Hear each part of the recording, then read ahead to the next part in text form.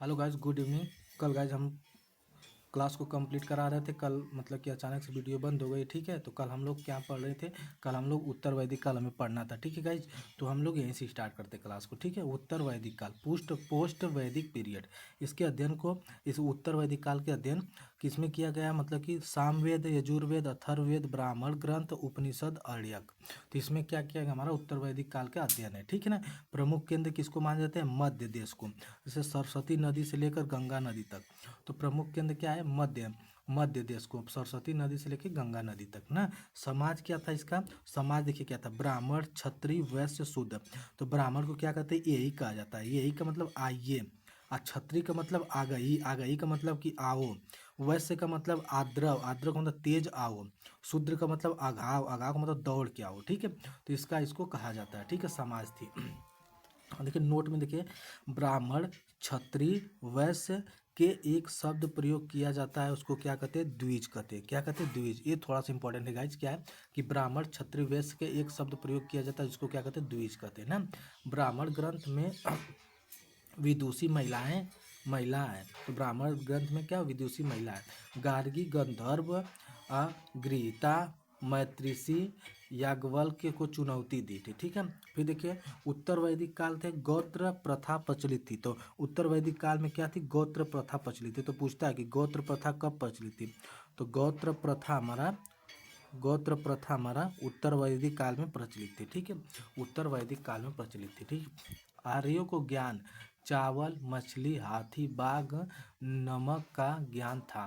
तो आर्यों को जो ज्ञान था उसका क्या था? चावल, मछली, हाथी, बाघ, नमक का ज्ञान था। उत्तर वैदिक काल में विवाह के प्रकार, विवाह के कितने थे?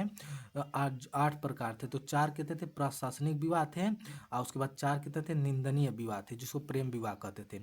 तो 8 प्रकार थे उत्तर वैदिक काल में विवाह के। 4 प्रशासनिक विवाह थे और 4 कितने थे? निंदनीय विवाह थे ना। उत्तर वैदिक काल में रीढ़ कर के प्रकार कितने थे? 3 थे। कह रहा प्रीत कर थे, फिर उसका ऋषि कर थे, ऋषि रीढ़ थे, उसका देव रीढ़ थे। तो कौन था? प्रीत रीढ़, ऋषि रीढ़, देव रीढ़। ये 3 प्रकार के उत्तर वैदिक काल में कितना थे? रीढ़ थे, कर के प्रकार थे, ठीक है। फिर उसके बाद उत्तर वैदिक काल में प्रमुख देवता क्या था? प्रजापति, प्रजापति, प्रजापति, ठीक है ना। सृजन के देवता कहे जाते हैं ना। तो उत्तर वैदिक काल में प्रमुख देवता कौन थे? प्रजापति थे, जिसको ब्रह्मा कहते हैं, ठीक है। 2 अन्य देवता कौन थे? पशुओं के देवता थे और विष्णु थे। कौन थे? विष्णु थे और पशुओं के देवता थे, ठीक है। उसके बाद नेक्स्ट देखिए क्या करा? 2 महाकाव्य है। तो 2 महाकाव्य, एक रामायण है, एक महाभारत है। तो क्या है? 2 महाकाव्य, एक रामायण है, एक महाभारत है। रामायण क्या? संस्कृत में वाल्मीकि द्वारा लिखा गया है। महाभारत प्राचीन नाम है जय संहिता। महाभारत प्राचीन नाम, गाइस जिसको पूछता है कि प्राचीन नाम जय संहिता किसका प्राचीन नाम है? तो महाभारत। तो महाभारत का प्राचीन नाम क्या है? जय संहिता है। क्या? जय संहिता है। तो महाभारत का प्राचीन नाम क्या है? जय संहिता है। उसके बाद देखिए कि महाभारत में ना वेद व्यास, अब पारसी क्या था? रज्मनामा। पारसी अनुवाद किसने किया था? बादुइनी द्वारा। तो महाभारत को वेद व्यास द्वारा लिखा गया, ठीक है। वेद व्यास द्वारा। अब पारसी में इसका अनुवाद किसने किया था?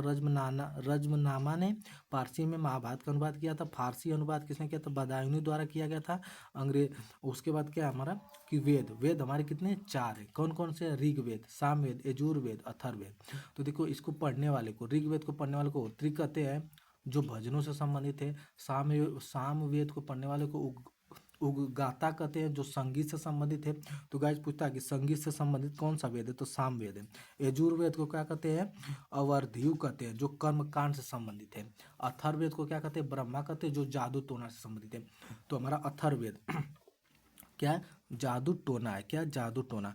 क्या है? जादू टोना। तो गाइज कभी कभी पूछता है ना कि त्रिवेद कौन कौन से हैं? तो 4 तो वेद है, इसमें त्रिवेद पूछेगा तो हम अथर्ववेद क्या करेंगे? हटा देंगे।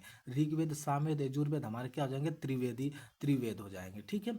तो हमारा देखिए, हमारा ऋग्वेद में क्या? भजनों से संबंधित है। सामवेद संगीत से है। यजुर्वेद कर्म कांड से है। अथर्ववेद के लिए जादू टोना, जादू और टोना से संबंधित है अथर्ववेद, ठीक है। उसके बाद देखिए क्या? सोम में 9वें मंडल में सोम देवता का उल्लेख है ना, सोम का किस में उल्लेख है, 9वें मंडल में। तो ये भी प्रश्न पूछ चुका है कि सोम देवता का किस किस मंडल में उल्लेख है, तो 9वें मंडल में ना। गायत्री मंत्र का तीसरे मंडल में, तो गायत्री मंत्र का उल्लेख किस मंडल में, तो तीसरा मंडल में। किस मंडल में, तीसरा मंडल में। तो गायत्री मंडल का उल्लेख किस मंडल में, तीसरे मंडल में। भगवान सावित्री को संबंधित है, सूर्य की प्रार्थना होता है। लेखक कौन थे, विश्वामित्र थे। लेखक कौन थे, विश्वामित्र थे। और सोम हमारा 9वें मंडल में है, ठीक है। वाग देवी किसे कहते हैं, आर्यनी को। तो वाग देवी, वन देवी किसको कहते हैं हम, आर्यनी को कहते हैं। आर्यों द्वारा खाद्य पदार्थ क्या था, दूध और दही था। दूध और दही खाते थे, ठीक है। आर्यों द्वारा जो खाने वाला पदार्थ था उसको क्या बोलते, दूध और दही था। फसल क्या था, जौ था। जो आर्यों का फसल क्या था, जौ था। खाने का पदार्थ है दूध और दही था, ठीक है। आइए गाइज कुछ प्रश्न देखते हैं और इस क्लास को विराम देते हैं, ठीक है। कौन सा अभिलेख ईरान से भारत में आर्यों के आने को सूचना देता है, तो कौन था, बाघ जो कोई था। इसको आप लोग बता दीजिए, बाघ जो कोई था। वैदिक आर्यों का प्रमुख भोजन क्या था, तो दूध और दूध से बने उत्पादन थे। कौन थे, दूध और दूध से बने उत्पाद थे। कौन सा अन्न मनुष्य द्वारा सबसे पहले प्रयोग होने वाले में से एक था, तो कौन था, यौ, जिसको बोलते हैं जौ। तो कौन था, यौ और जौ, ठीक है ना। और उसके बाद क्या था कि तांबे का ज्ञान हुआ था आर्यों में क्या होता, तांबे का ज्ञान हुआ था। त्रिवेद्री, त्रिवेद्री किसको बोलते हैं, वेद बोले ना आप लोग को। अथर्ववेद को गायब कर दीजिए, ऋग्वेद, सामवेद, यजुर्वेद को क्या बोलते हैं, त्रिवेद्री बोलते हैं ना। फिर आर्यो सभ्यता में मनुष्य के जीवन के आर्य के आरोही क्रम लिखे, तो कौन थे, ब्राह्मण थे, गृहस्थ थे, वनप्रस्थ थे, सन्यासी थे। तो देखिए ब्रह्मचारी, 0 से 25 वर्ष तक आप ब्रह्मचारी रहिए, फिर 25 से 50 तक गृहस्थ रहिए, 50 से 75 तक वनप्रस्थ, और 75 से 80 तक सन्यास लेके मर जाइए, काम खत्म।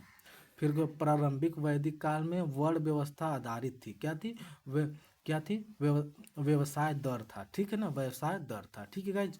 तो हमारे ये फाइनली हम क्या कंप्लीट कर चुके हैं।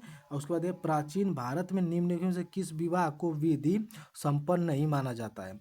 तो देखिए प्राचीन भारत में निम्न में से किस विवाह को विधि संपन्न नहीं माना जाता था, तो प्रेम विवाह, वैध विवाह, आर्ष विवाह, गंधर्व विवाह। तो गंधर्व विवाह को क्या माना जाता, नहीं माना जाता था, क्या, विधि संपन्न विवाह नहीं माना जाता था, ठीक है ना। इसको माना जाता, निंदनीय विवाह माना जाता था, ठीक है। तो तो फाइनली हम क्या किया, उत्तर वैदिक काल भी आप लोग को कंप्लीट कर दिए। फिर कल हम स्टार्ट करेंगे क्या, बौद्ध धर्म के बारे में जानेंगे, ठीक, जिसके संस्थापक महात्मा बुद्ध हैं, ठीक है। कल हम बौद्ध धर्म पढ़ेंगे अच्छे से। उसके बाद जैन धर्म के बारे में जानेंगे, ठीक है। बौद्ध संगीतिया के बारे में जानेंगे। फिर उसके बाद महावीर स्वामी के बारे में जानेंगे, ठीक है गाइज। तो आज क्लास को यहीं पे विराम देते हैं। Okay, thank you, bye.